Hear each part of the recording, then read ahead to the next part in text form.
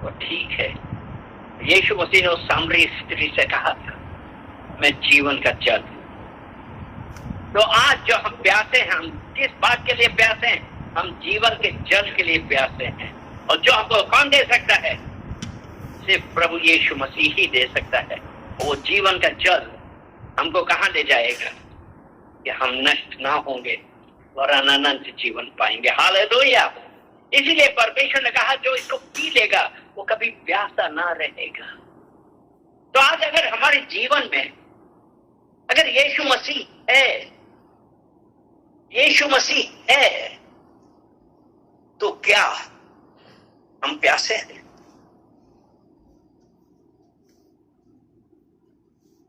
हम धन्यवाद करते हैं कि आज यीशु मसीह आपके और हमारे जीवन में है, और वो ये देख रहा है कि वो कौन आज उस जीवन के जल के लिए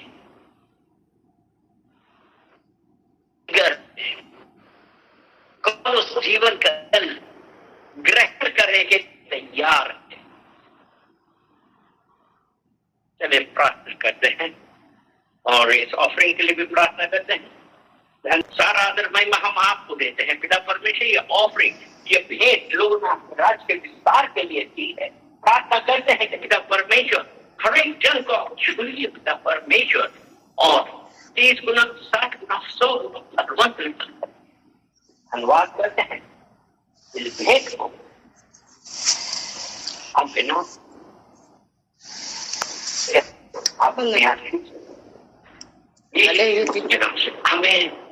हमें हालेलुया।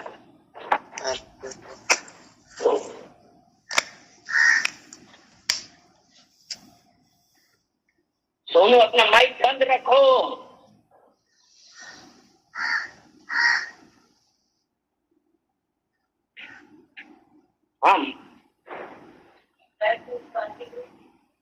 अभी हम क्या कर रहे हैं कि प्यासे हैं, प्यास बुझा, और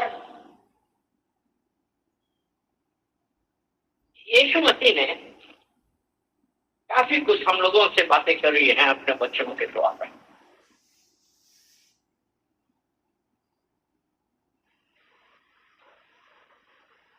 और जब हम प्यासे हैं तो हम किसका इंतजार करते हैं कि कोई हमको पानी पिलाने वाला आए, क्योंकि आज की तारीख में जहां परमेश्वर की बात होती है तो कई जने ये कहते हैं, अरे हमको तो कोई आया ही नहीं बतलाने।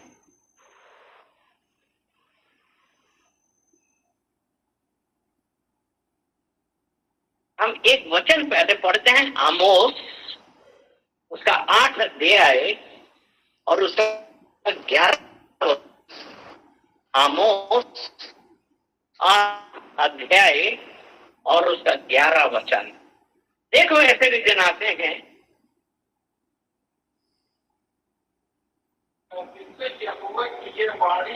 परमेश्वर यहोवा की ये वाणी है, देखो ऐसे दिन आते हैं मैं इस देश में महंगी करूंगा, उसमें ना तो अन्न की भूख ना पानी की प्यास होगी, परंतु यहोवा के वचनों के सुनने भूख और प्यास, परंतु यहोवा के वचन को सुनने की भूख और प्यास होगी। ऐसे दिन आ रहे हैं।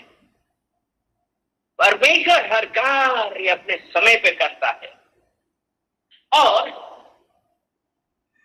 होता क्या है, अभी जब हम लोग बात करते हैं कि यीशु मसीह दोबारा आने वाला है, आज हम सब जने इस इंतजार में हैं। आज कितने लोग प्रतीक्षा कर रहे हैं? हम सभी जने प्रतीक्षा कर रहे हैं कि ये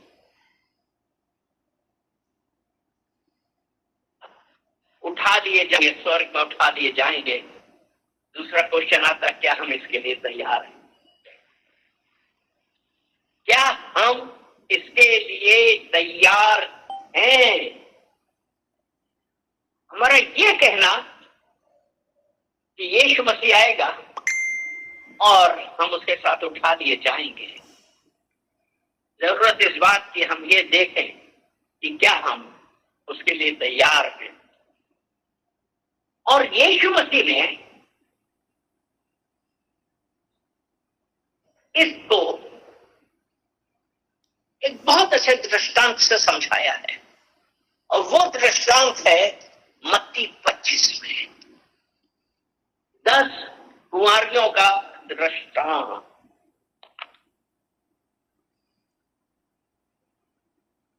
और इसका जो है कि प्रभु यीशु ने अपने शिष्यों को क्या कहा था, अंत समय में प्रभु के पुनरागमन, स्वर्ग के राज की तैयारी के विषय में सिखाने के लिए कहा है ना। पुनरागमन और स्वर्ग के राज की तैयारी के विषय में सिखाने के लिए कहा है, क्योंकि यीशु मसीह आने वाला है। लेकिन क्या हम इसके लिए तैयार हैं? और अगर मत्ती 25 उसका पहला वचन हम पढ़ते हैं, तब स्वर्ग का राज्य उन 10 कुंवारियों के समान होगा जो अपनी मिसालें लेकर उन्हें से भेंट करने को, यानी कि यहां पे ये लिखा है स्वर्ग का राज उन 10 कुंवारियों के समान होगा जो अपनी मशालें लेकर दूल्हे से भेंट करने के लिए निकली। आज हम भी क्या कर रहे हैं कि हम तैयार हैं, हम कहते हैं कि हाँ हम इंतजार कर रहे हैं, और आज हम सब चाहते हैं कि हम परमेश्वर के साथ उठाए जाए। लेकिन यहां पे हम क्या देखते हैं, अगर उसका 2 वचन हम देखते हैं तो उसमें क्या था, उनमें 5 मूर्ख और 5 समझदार थे। 5 मूर्ख थी और 5 समझदार थी। अगर हम ये देखें, अगर जो परमेश्वर के पुनर्आगमन का इंतजार कर रहा है वो विश्वासी तो है ही, वो विश्वासी है। लेकिन यहां पे ये कहा 5 मूर्ख थे और 5 समझदार थे। हम विश्वासी हैं, ठीक है, हम परमेश्वर के आने का इंतजार कर रहे हैं। और यहां पे कहा 5 मूर्ख और 5 समझदार थी। वो मूर्ख क्यों थी, अगला वचन हम देखते हैं क्या। मूर्खों ने अपनी मशालें तो ली परंतु अपने साथ तेल नहीं ली। मतलब मशालें तो ले ली, तेल नहीं लिया। मोमबत्ती लिए, माचिस नहीं ली।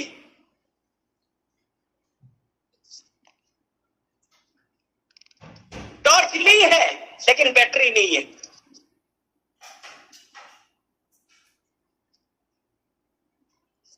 यही है ना, मशाल है तेल नहीं है।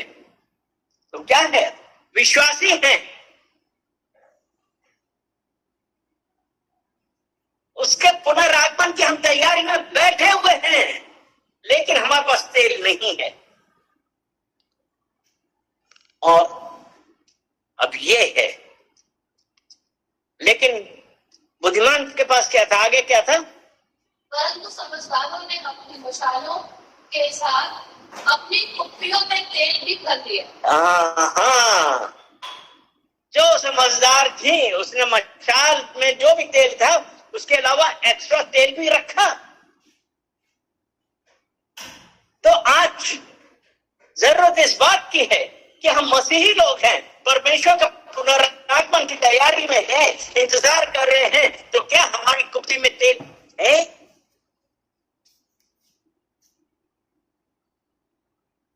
सब कोई परमेश्वर के दोबारा आने के इंतजार में है, विशेषकर मसीही विश्वासी लोग हैं। हमेशा हमको सबको इंतजार कर रहा है हम लोग, क्योंकि अंत समय आ रहा है हम सब यही इंतजार कर रहे हैं कि कब प्रभु आएगा और कब हमको ले जाएगा। हालेलुया। तो यहां पे अभी जो दीपक है, मशाल है, वो है क्या? आज जो वो मशाल है, यानी कि उनके पास क्या था? उन्होंने अपने साथ मशाल ले ली। वो हमारा विश्वास, हमारी धार्मिकता वो है। तो यानी कि हम उस विश्वास के साथ आगे बढ़ते हैं। हमने जो धार्मिकता है उसके कारणों के अनुसार हम आगे बढ़ रहे हैं। 10 कुंवारियों में सबके पास मशाल थी, यानी कि सबके पास विश्वास था। सब धर्मी थे, धार्मिकता में चलने वाले थे। मतलब धार्मिकता यानी कि परमेश्वर के कार्य कर रहे। उसके बाद मशाल है, तेल नहीं। और तेल यहां पे क्या दिखलाता है? तेल अर्थात हमारे अंदर क्या पवित्र आत्मा है?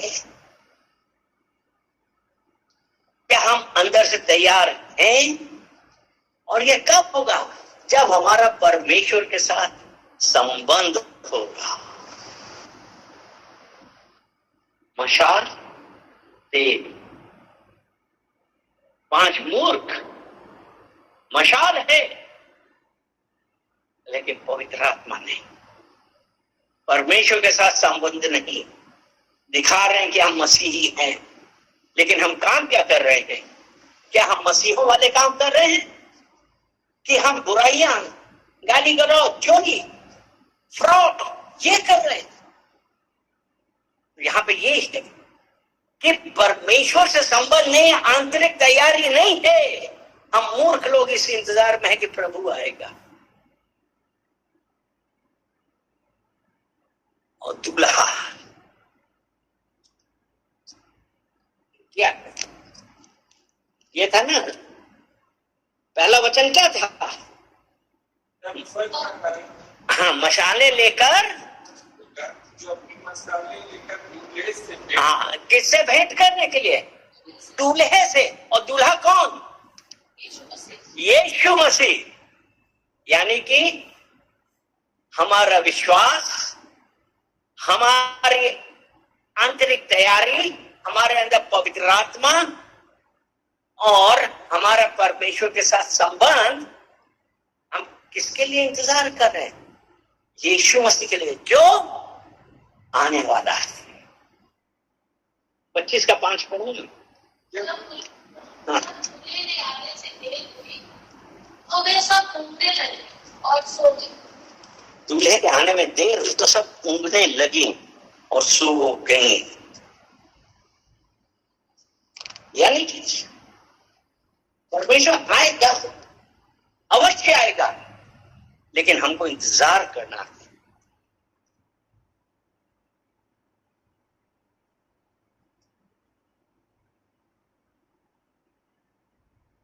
और ये विवाह के लिए जा रही थी, ठीक है।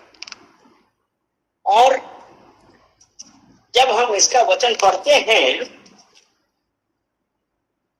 10 वचन, 25 उसका 10। जब वे मोह लेने को जा रही थी तो दूल्हा आ पहुंचा। जो तैयार थी वे उसके साथ विवाह के घर में चली गई और द्वार बंद किया गया।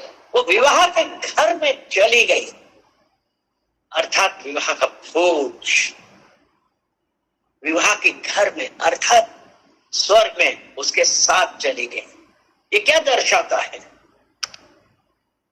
कि हमारा प्रभु के साथ अनंत जीवन, क्योंकि वही तो है ना जो उठाए जाएंगे, जो तैयार है, सिर्फ वही उठाए जाएंगे और वही परमेश्वर के साथ रहेंगे। तभी तो जब वो अंदर चली गई तो दरवाजा बंद हो गया। और वो दरवाजा क्या है? क्या था? फिर से पढ़ना ही ना। विवाह भोज जब वे मोल लेने को जा रही थी तो दूल्हा आ पहुंचा। हाँ वे उसके साथ विवाह के घर में चले गए। हाँ, आगे। और द्वार बंद किया गया, अर्थात वो द्वार कौन सा था?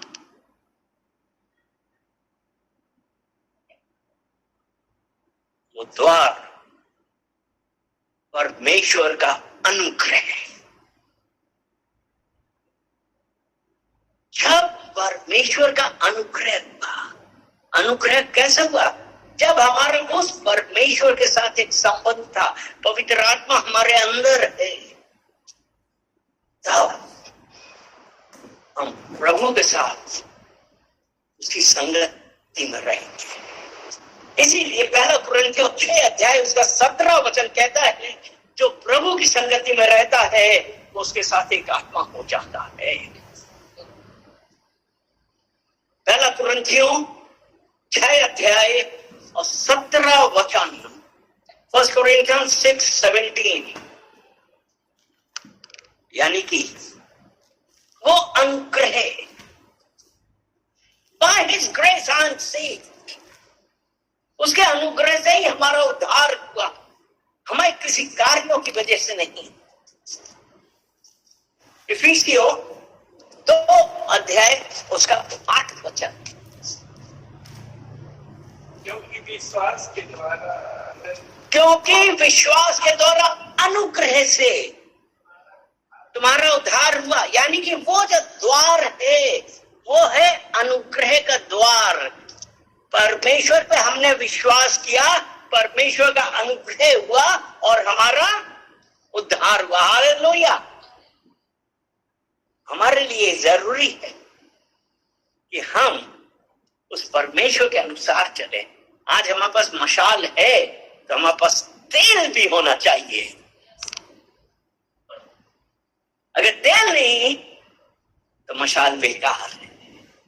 और आज कितने मसीही मशाल लेके घूम रहे हैं बिना तेल के।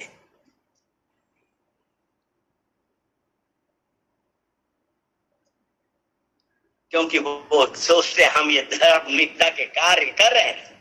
इसका 9 वचन पढ़ो ना, इफिसियों 1:8 और 9 वचन।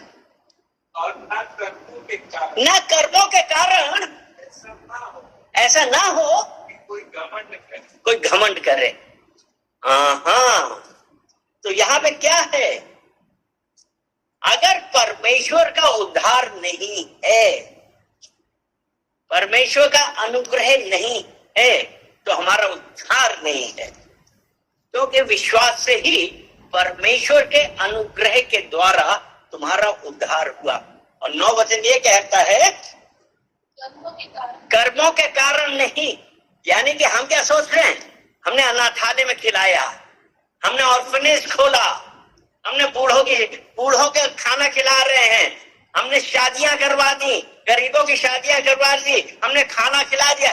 ये आपका उद्धार का कारण कदापि नहीं है अगर परमेश्वर का उद्धार नहीं है। तो हमने वही बताया था ना कि जो मशाल है, मशाल हम लिए हुए हैं और हम क्या दिखा रहे हैं कि देखो हमने अनाथालय चला रहे हैं, हम गरीबों की शादी करवा रहे हैं, हम खाना खिला रहे हैं, तेल नहीं है।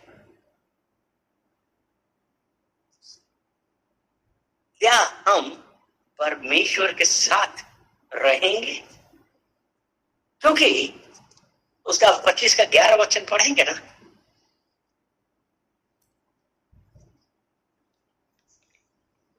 इसके बाद वे दूसरी कुमारियां भी आकर कहने लगी, हाँ। हे स्वामी, हमारे लिए द्वार खोल दे। हाँ, और यीशु ने क्या कहा?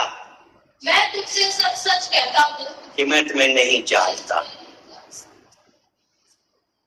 तो आज एक मसीही लोग के लिए एक इतनी इंपॉर्टेंट बात है कि उनकी धार्मिकता काम ना आएगी। परमेश्वर का अनुग्रह, परमेश्वर का पवित्र आत्मा, हमारा परिवर्तित जीवन जो परमेश्वर को भाता है, वो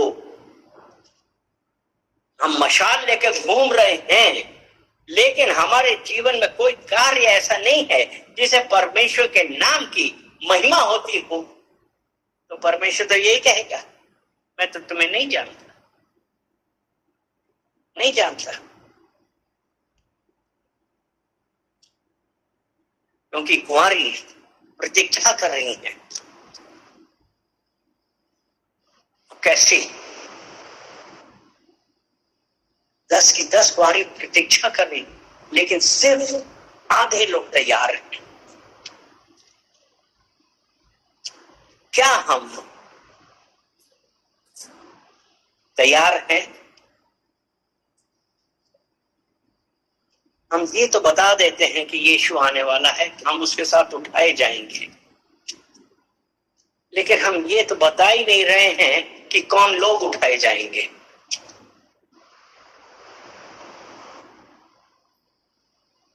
क्या हम तैयार हैं? क्या हम मूर्ख हैं कि हम बुद्धिमान हैं? हम मशाल हैं कि हम मशाल और तेल के साथ हैं? और ये जो तेल है वो क्या है?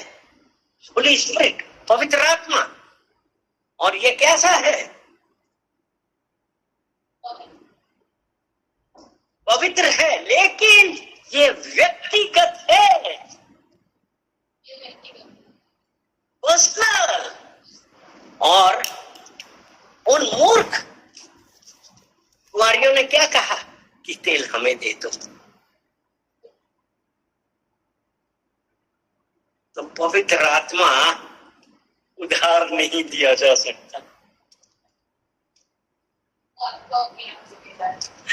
वो उसके लिए आपको अपने आप लेना है, उधार नहीं लिया जा सकता। तो आज हम क्या हैं? आज एक सोचने के गुण विषय है। हम ये जाने कि हम बुद्धिमान वाले हैं कि हम मूर्ख वाले हैं। विश्वास और आत्मिक जीवन वो क्या है? उसे दूसरों के भरोसे नहीं किया सब कि जाओ मेरा विश्वास है, तुम ठीक हो गए। हमारा आत्मिक जीवन है, सेपरेट है। हमारा विश्वास और हमारा आत्मिक जीवन आपका इफेक्ट नहीं करेगा, क्योंकि यीशु मसीह ने क्या कहा था कि जा, तेरे विश्वास ने तुझे चंगा किया। हालेलुया। तो आज हमारा ये पर्सनल रिलेशनशिप है कि वो जो तेल है वो हमारा पर्सनल रिलेशनशिप है, हमारा परमेश्वर के साथ संबंध है। अगर हम परमेश्वर के साथ जाना चाहते हैं, क्योंकि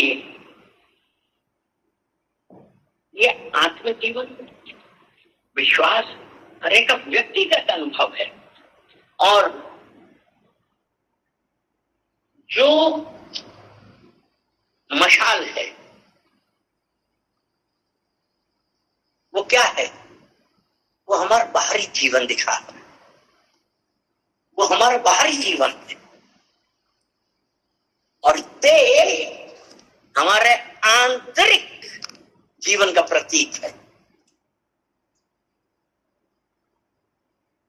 हम मशाल की तरह हैं, हम विश्वासी हैं, तो हम मशाल विद ऑयल हैं कि हम सिर्फ खाली मशाल हैं। हालेलुया। तो मशाल हमारे बाहरी जीवन को दर्शा रहा है और तेल हमारे आंतरिक जीवन को। ये हमारा मसीह यीशु में क्या रिलेशन है? क्योंकि अगर हमारा परमेश्वर के साथ रिलेशन नहीं है तो फिर हम कौन से मसीही हुए? मूर्ख। और उन मूर्खों ने 25 उसका 8 कहते हैं ना, और मूर्खों ने समझदारों से कहा अपने तेल में से कुछ हमें भी दो, क्योंकि हमारी मशालें बुझी जा रही है। तेल उधार नहीं लिया जा सकता। पवित्र आत्मा और प्रभु से संबंध आपका अपना व्यक्तिगत है, हमारा रिलेशनशिप कहलाता है। जो अभी हमने पहला कुरिन्थियों 6 उसका 17 में हमने यही तो पढ़ा था कि जो परमेश्वर की संगति में रहता है उसके साथ एक आत्मा होता है। जो संगति में रहता है उसके साथ एक आत्मा, वो एक आत्मा हो जाता है। तो जो पवित्र आत्मा हमारा परमेश्वर के साथ व्यक्तिगत संबंध दिखाता है, क्योंकि अगर परमेश्वर का आत्मा हमारे अंदर है, हमारे जीवन में बदलाव है। रोमियो 8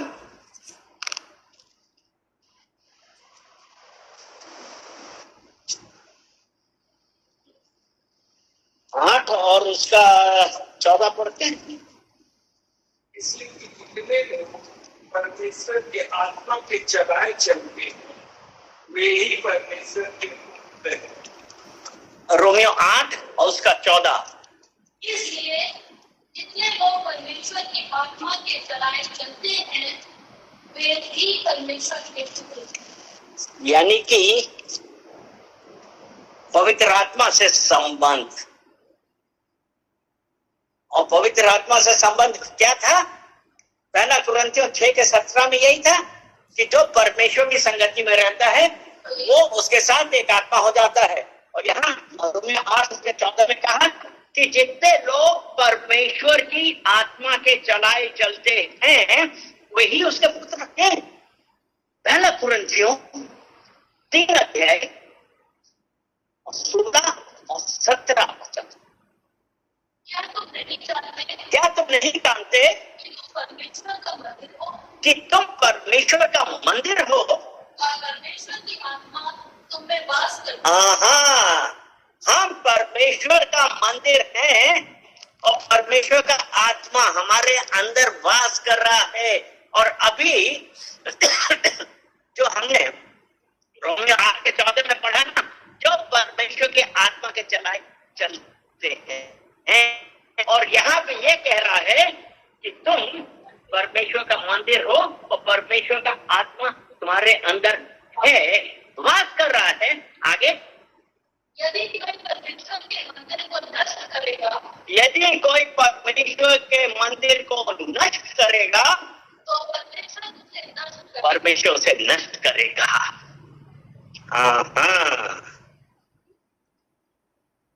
क्या मतलब हुआ?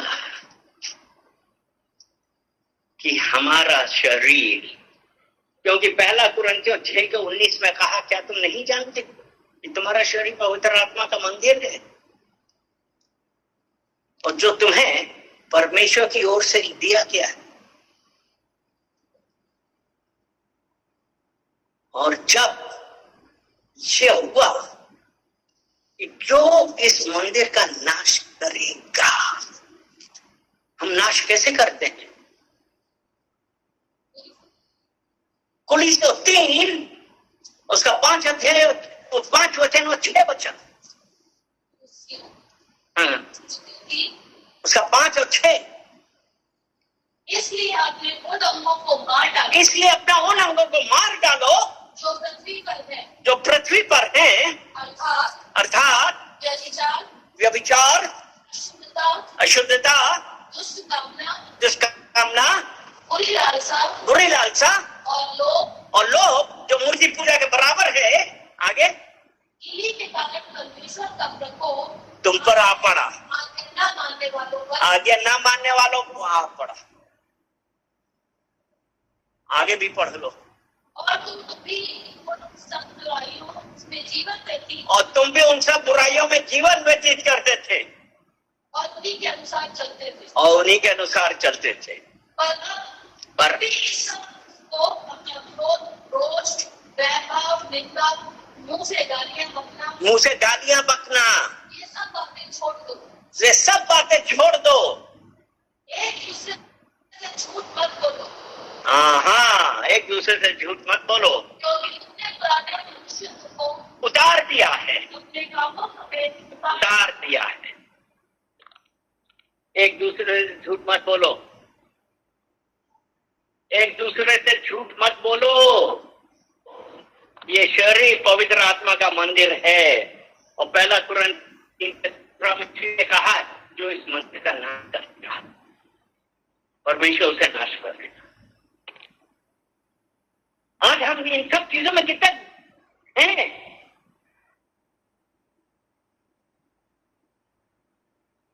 आज हम क्या कर रहे हैं? अगर आज हम इन सब चीजों को देखें तो हम देखें क्या हम इन चीजों से दूर हुए हैं? कि क्या हमारा व्यक्तिगत संबंध क्या हो रहा है? क्योंकि जरूरत इस बात की है, क्योंकि जब उसने कहा ना कि मुंह से गालियां बकना छोड़ दो, एक दूसरे से झूठ मत बोलो, इसका ये मतलब नहीं है टेलीफोन पर बोल दो झूठ।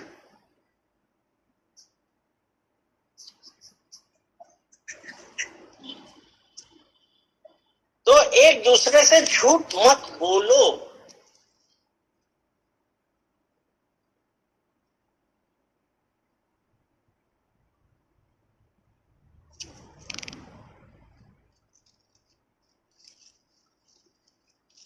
तो अगर परमेश्वर का अनुग्रह जानना चाहते हैं और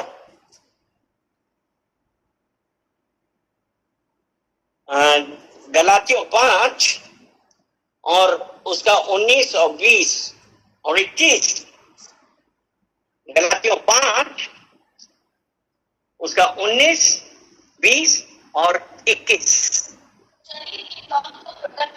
शरीर के काम तो प्रकट हैं, व्यभिचार, गंदे काम, लुचपन, मूर्ति पूजा, टोहना, बैठ झगड़ा, ईर्ष्या, क्रोध, विरोध, और फूट विधर्म, डाह मतवालापन, लीला क्रीड़ा और इनके जैसे और काम है।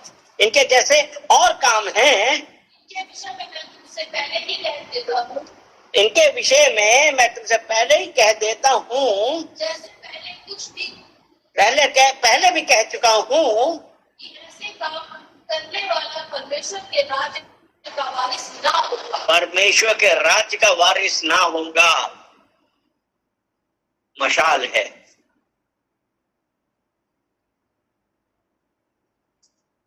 लेकिन हम आत्मा के चलाए नहीं चल रहे, क्योंकि वो जो तेल है वो पवित्र आत्मा और परमेश्वर से व्यक्तिगत संबंध है। और ये जो अभी हमने ये सब पढ़ाया, ये उसमें ये कहा है ना कि ऐसे काम करने वाले परमेश्वर के राज्य के वारिस ना होंगे। प्रभु आएगा, चला जाएगा, और हम ये कहेंगे प्रभु दरवाजा खोल। प्रभु ये कहेगा मैं तो तुम्हें नहीं जानता है। तो आज हम क्या कर रहे हैं? हमको तैयारी करनी है, हमको तैयार रहना है, परमेश्वर के अनुग्रह में रहना है, परमेश्वर के पवित्र आत्मा में रहना है। और जो तैयार रहेंगे वही लोग जाएंगे। अनुग्रह का दरवाजा हमेशा नहीं खुला रहेगा, क्योंकि प्रभु के आने का समय ना मुझे पता ना आपको पता है। क्योंकि मत्ती 25 उसका 13 हम देखते हैं, तो परमेश्वर का वचन कहता है जागते रहो। जागते रहो का मतलब क्या है? यानी कि आप आत्मिक रूप से सतर्क रहिए, आत्मिक रूप से जागते रहो में तो हम तो प्रार्थना कर रहे हैं, हम तो बाइबल पढ़ रहे हैं, हम तो कलीसिया जा रहे हैं, हम तो संगति कर रहे हैं, लेकिन हमारा आत्मा क्या है? जो परमेश्वर की संगति में रहते हैं उसके साथ एक आत्मा चलता है। हम क्या आत्मिक रूप से सतर्क हैं? क्या हम पश्चाताप करते हैं? क्योंकि कोई भी व्यक्ति ऐसा नहीं है जो कुछ ना कुछ गलत करता हो, चाहे हमने मन में ही सोच लिया। पश्चाताप करिए, आत्मिक रूप से सतर्क रहिए, क्योंकि यीशु ने कहा ना, जागते रहो, क्योंकि तुम उस दिन और घड़ी को नहीं जानते परमेश्वर कब आएगा। तुमको आत्मिक तैयारी करके रहना है। आत्मिक तैयारी, नियमित प्रार्थना और वचन का अध्ययन, संगति, पवित्र आत्मा से भरे रहना, अन्य भाषा में प्रार्थना और प्रभु की सेवा और प्रभु की गवाही के अपनी गवाही के बारे में बताना। क्योंकि अगर हम मरकुस 16 उसका 15 देखते हैं,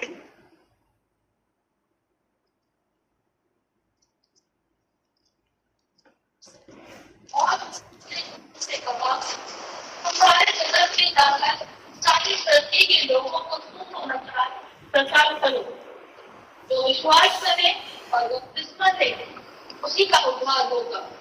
यानी कि हमारी आत्मिक तैयारी किस प्रकार की है कि हम स्वयं तो तैयार हो गए, अब हमको जाके लोगों को बताना है प्रभु के कार्यों के पास, कार्यों के बारे में, कि उनके लिए उद्धार का मार्ग यीशु ने कहा कि कोई पिता के पास मेरे बिना नहीं पहुंच सकता। आज मैं क्या पूछ रहा हूं, क्या आपके पास तेल है?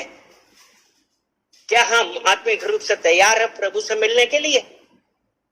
आज जरूरत इस बात की हम अपने आप को जांचें कि क्या हमारे पास तेल है, होली स्पिरिट है, अनॉइंटिंग है, अनुग्रह है। क्या हम आत्मिक रूप से प्रभु से मिलने के लिए तैयार हैं? अगर हमको कुछ लग रहा है, पश्चाताप करें, परमेश्वर से कहें, परमेश्वर मुझे दिखाइए, पवित्र आत्मा मुझे दिखाइए मैं कहाँ गलत हूँ, और जो कुछ भी मैं कर रहा हूँ या कर रही हूँ पिता परमेश्वर मैं पश्चाताप करूं, मुझे माफ करिए, मुझे अपने रास्ते में चलाइए। एक वचन जल्दी से और बतला देते हैं, भजन संहिता 119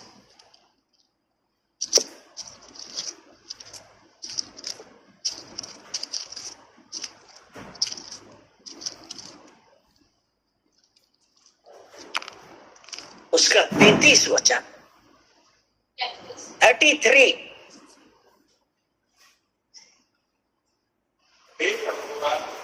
मुझे मार्ग दिखा, मतलब ये परमेश्वर सब समझ के लिए प्रार्थना करिए ना कि विधियों का मार्ग दिखा। मैं सांसारिकता में नहीं चलना चाहता, मैं सांसारिकता में नहीं चलना चाहती हूँ, मुझे अपने विधियों का मार्ग दिखा, सिखा परमेश्वर सिखा, क्योंकि मैं मूर्ख की तरह इस संसार में नहीं रहना चाहती, मैं आपके साथ रहना चाहती हूँ। क्योंकि उसमें कहा है ना कि मैं मूर्ख कुमारियों की तरह यहाँ पे नहीं रहना चाहती हूँ कि परमेश्वर ये कहे मैं तुम्हें नहीं पहचानता। पिता परमेश्वर हम प्रार्थना करते हैं इन वचनों के लिए कि पिता परमेश्वर आज अपने वचनों के द्वारा हम सबसे बातें करी है, हम उसके लिए धन्यवाद देते हैं। पिता परमेश्वर एक एक जन को, हर देखने वाले को, हर उपस्थित को, पिता परमेश्वर हर एक जन को पिता परमेश्वर मैं आपके सम्मुख लाता हूँ। प्रार्थना करते हैं कि पिता परमेश्वर आज हम सबके अंदर वो परिवर्तन लाए कि पिता परमेश्वर क्या हम उन बुद्धिमान कुंवारियों की तरह अपना जीवन व्यतीत करें और आत्मा में आपके पास रहे, आत्मा से भर कर रहे, हमारे जीवन में परिवर्तन आए। पिता परमेश्वर एक जन को और अपने आप को भी आपको कमिट करते हैं और कहते हैं कि पिता परमेश्वर cleanse me, wash me with the blood of Jesus. पिता परमेश्वर अपने लहू से हम सबको धोइए। पिता परमेश्वर हमें पवित्र करिए। हर वो सांसारिकता जो हमारे जीवन में, हमारे स्वभाव में हावी हो रही है, उन सबको यीशु मसीह के नाम से मैं रिब्यूक करता हूँ। पिता परमेश्वर एक एक को छुइए अपने वचन से, अपने प्रेम से, अपने उद्धार से। सारा आदर महिमा हम आपको देते हैं यीशु मसीह के नाम से। आमीन, आमीन, आमीन।